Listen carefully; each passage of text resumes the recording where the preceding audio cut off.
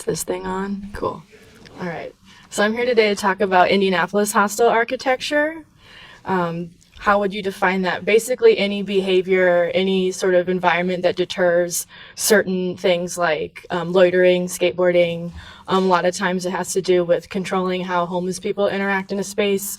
You might hear other terms like defensive building. Exclusionary design is sometimes attributed to hostile architecture. This is certainly an academic conversation that's going on internationally, but I felt like we weren't having the discussion in Indianapolis, so I sort of took it upon myself to study our built environment and look for examples of hostile architecture. So just a few international examples. On the left is sort of a stone pavement that's used to prevent people from loitering, sleeping, hanging out near a public building. And on the right is one of the most offensive examples, I feel personally, where they have spikes under a highway overpass to prevent people from sleeping. So a little bit about my Indianapolis study. This is about a 2 square mile block where I've studied. The map shows you it's mostly commercial and business spaces. I sort of avoided the residential because it's not as interesting as public spaces for downtown businesses, tourists, visitors, different sort of cultural spaces we use. So I mostly stayed within the Mile Square, also White River State Park, Mass Ave, Virginia Ave, places like that. So if I had to make a thesis, first of all, I would say this is not a criticism of the current administration. So if you're going to take pictures and tweet some of my examples, don't put them on blast. A lot of these choices were made decades ago, and some of these decisions may not have been very mindful. But two things I would say: I would argue that newer public spaces are more aware of hostile architecture and don't use those elements. And second of all, spaces controlled by city and state government tend to be more mindful than private, like business owners. So that would be my general thesis. So let's check out some examples. First of all, we have transportation deterrence. I think the example of the cultural trail just ending in front of the Conrad Hotel is sort of our most one of a kind. Like only in Indianapolis would we let a hotel, sort of trump public cultural trail. It just ends for the valet. And on the right, these are clearly bike racks, but someone from a scooter company has used them as scooter racks. And that deters, their use as a bicycle rack. Oh no, I've done something. There we go. Infrastructure.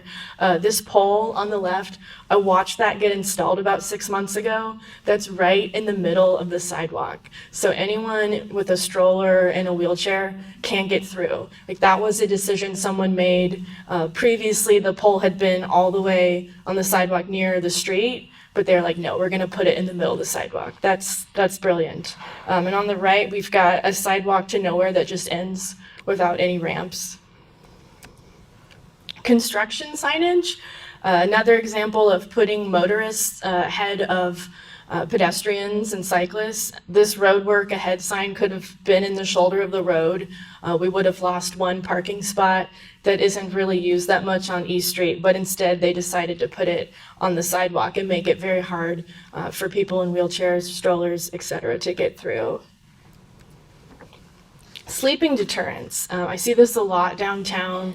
Usually it's armrests or other bars in the middle of benches to prevent people from sleeping or laying down. And we think about this being an anti-homeless deterrent, but if you think about people with disabilities, people with kids, like other people need to take a rest, lay down for a second, and this sort of hurts everyone. So the example on the left is in Fountain Square, and on the right we have both benches and like footstools that have these middle dividers. That's out in front of the Alexander Hotel. Some more sleeping deterrents. On the left, good old Fountain Square. These benches are so narrow that unless you're a child, they're not going to be very comfortable. And on the right, in front of the Athenaeum, there's these strange sort of organic shapes that don't have enough linear foot for anyone to lay down. So they look neat and inviting, but they wouldn't be practical for relaxing like that. I wonder if this is a mindful decision at the Commons Plaza.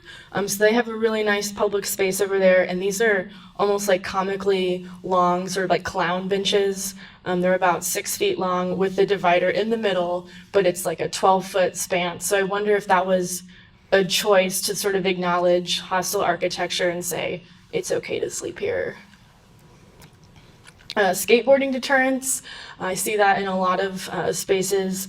These are at the White River State Park on the canal, and then the other one is in our new city-county building plaza that was recently renovated. More skateboarding deterrents. So that other slide had notches. These have clips to prevent them from riding long spanses of concrete. And then other sorts of loitering deterrents, just sitting on a ledge downtown. It's really hard to do. A lot of businesses, skyscrapers, bank buildings, they have these little metal fences up, so you can't actually sit where you used to be able to. And on the right is our law building, which is across the street from the city county building. They have a nice brick slant, so you could lean, but it wouldn't be very comfortable, and you wouldn't want to do it very long. More loitering deterrents, again, the sort of metal fencing, and then on the right, this is actually the Regions Bank Tower. They have both fencing and then super narrow, like a 2-inch strip of granite or marble, so you couldn't sit on that. So in my survey so far, the strangest thing I've found is this sort of island in a sea of one-way streets. You can see it on the map, that little triangular sliver of land. It's a super inviting place with these trees. It has one bench, has one trash can, but you can't get there on 2 of the 3 sides because there's no sidewalks. So the only way to get there is to walk on a sidewalk through a parking lot and then cross a one-way street to another sidewalk to get there. So it's sort of like, is this a joke? Are we supposed to use the space? I don't even know. I only saw someone using it once anytime I went through to study the space. So what? Why does this matter? Why should we care about hostile architecture? There's certainly a historic relevancy here. This isn't something new. People have been manipulating public space for hundreds of years to control how we use it. These examples on the left, we've got this nice apartment building built in the 19-teens across from the Central Library. You've got this great public plaza. It's a fountain, benches, trees. This space has historically always been open to the public, and within the last year, they gated it off. So now it's only for residential use. On the right, does anyone want to guess what that might be? Any drunks in the room? So this is an 1850s stone building. This sort of like conical stone thing you see at the bottom, it has no architectural reason. That's to prevent drunk men from peeing on the building. Like that's a old, 200-year-old example of preventing people from doing undesirable public behaviors. But this also relates to how spaces and neighborhoods are valued and how they are resilient over time. These are examples from the early 1900s of spite fences. Spite fences have been around forever. The one on the left is showing Woodruff Place on the east side. So this is a concrete block fence being constructed on East 10th Street between Tecumseh and the East Drive of Woodruff Place. And we may not think anything of it today because only the first 3 or 4 rings or lines of stone are still there today.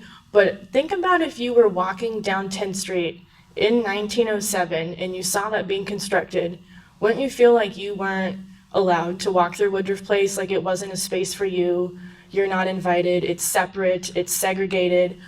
How does that affect the neighborhood today? We know a lot of these East Side neighborhoods are still struggling with gentrification, displacement, economic stability. Does hostile architecture play a role in that history? Shouldn't we be aware of these things today so we can prevent situations like this in the future? And how do we use these spaces so that they're inclusive for everyone, for people with disabilities, for people with children? It's really easy to sort of dismiss it and think that it's just about homeless, but it really hurts everybody. So just being more mindful of that so we can educate and advocate with our elected officials in community stakeholder meetings. We sort of have to be the mouthpiece as like design-oriented people to explain why this matters and why architects, city planners, landscape architects need to be mindful of these choices so we're better in the future about it. And that's all I've got. Thanks.